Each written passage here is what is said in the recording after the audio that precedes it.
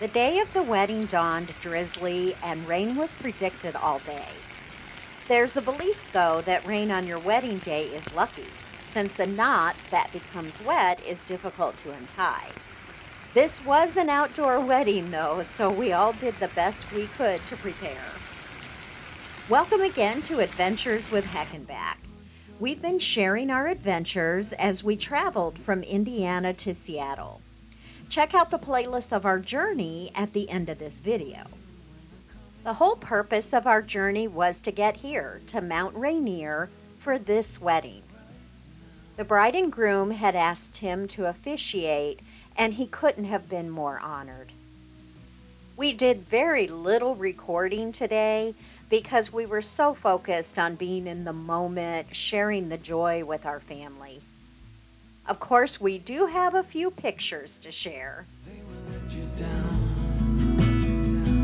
So we better stick together. Let's come whatever. We're not coming home tonight.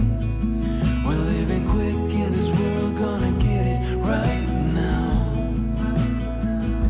We only need the two of us together. We only need the two of us together. 'Cause we got love. The next day was gorgeous. We packed up our rental early and then headed over to the Airbnb the rest of the family had rented to help them pack up.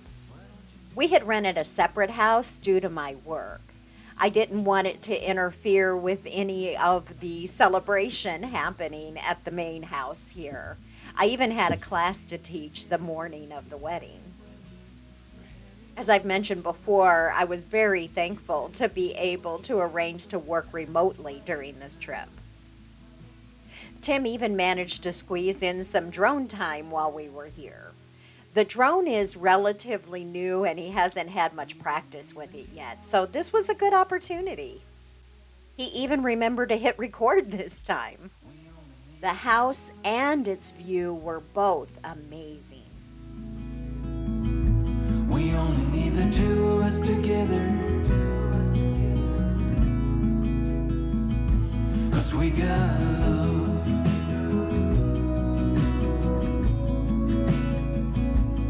We got love. Once everyone was packed up, we headed our separate ways, but only for a brief time. We would all be meeting up in Seattle later that evening. The bride had planned some celebratory activities. So we headed out past Mount Rainier towards Seattle, past this now familiar waterfall.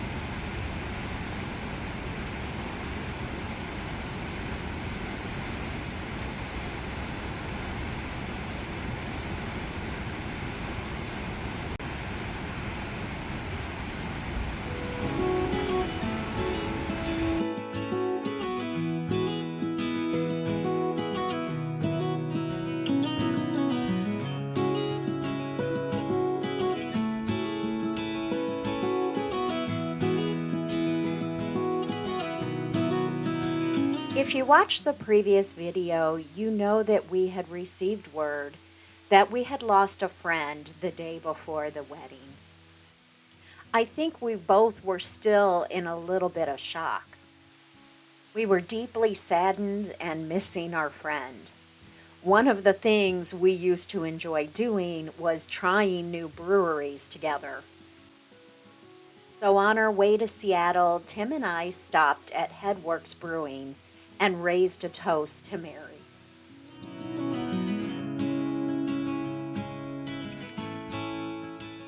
We had all rented rooms in the same hotel just a couple of blocks from Pike Place. The bride and groom had been to Seattle before, but for the rest of us, it was our first time. It was interesting to see and explore, but Heckenback was not happy about the traffic. This was the view from our window. I think we were on the 7th or 8th floor, if I remember correctly.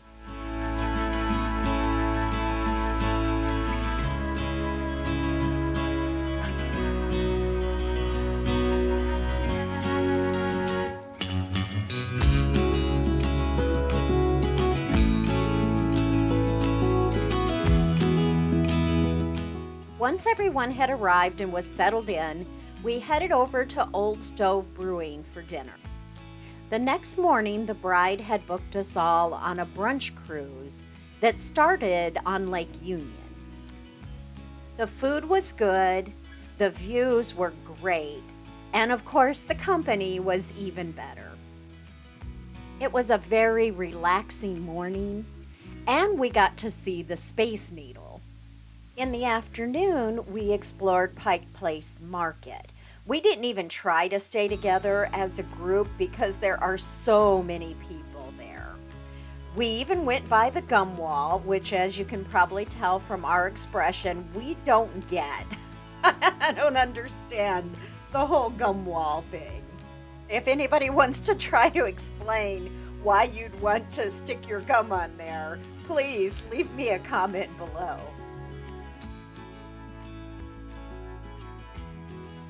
The next morning, we had one final breakfast together at the Biscuit Bitch, which we had been told we had to try while in Seattle.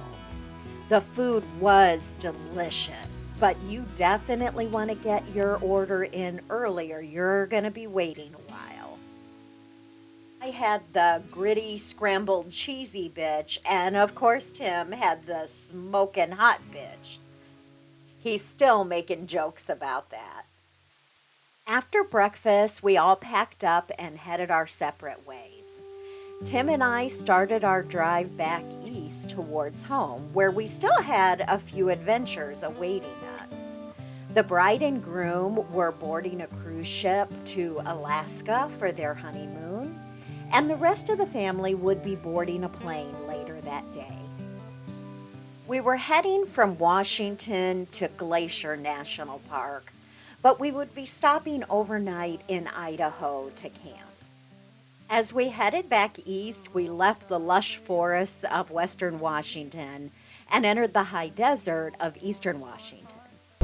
Yeah, it's so different. Within like 50 miles, just changed dramatically. This is Wanapum Lake and Recreation Area. It's just east of Yakima on Interstate 90. There's a hydroelectric dam on the Columbia River here that has created this lake.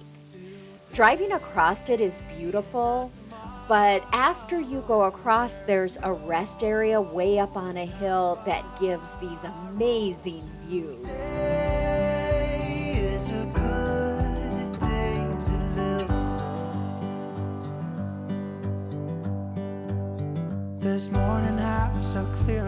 From this little rest area, you can also take a hike up to the Wild Horses Monument. The actual name of the monument is Grandfather Cuts Loose the Ponies, and there's a really interesting history that goes along with this. I'll put a link to that down in the description below. This is the view to the east from the rest area. We made it as far as Coeur d'Alene, Idaho, before we decided we needed to find a place to camp. We found a campsite in the Coeur d'Alene National Forest just to the east of Coeur d'Alene Lake. Beauty Creek Campground is a small little Forest Service campground. Beauty Creek ran right behind our campsite.